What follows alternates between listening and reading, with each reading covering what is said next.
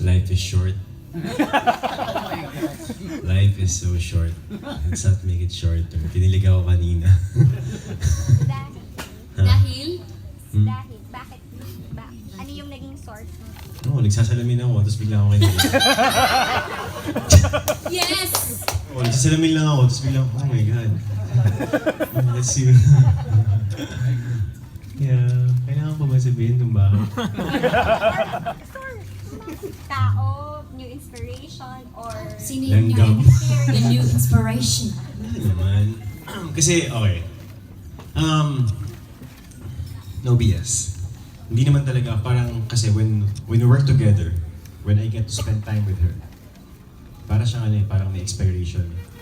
Limited time only. Hindi siya only eh. Hindi siya only. So, as much as possible, you wanna savor each moment. Hirap kasing You wanna umandi savor sa'yo. each day.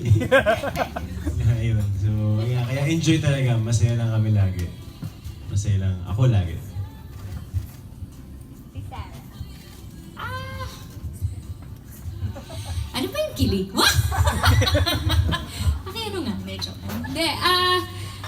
Hindi, kinilig din ako sa kanya kanina. Hindi kasi Nood po kayo ng movie namin. Hindi naman to Nood po promo. kayo. Hindi naman to promo.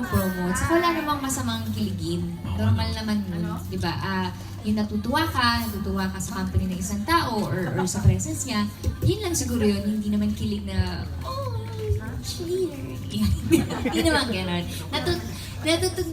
Natutuwa lang ako pag nakikita ko siya, at pag nakikita ko siyang naka-smile at naka-good mood, in good mood. Yun lang. Your future wife. Hindi ako magiging moody.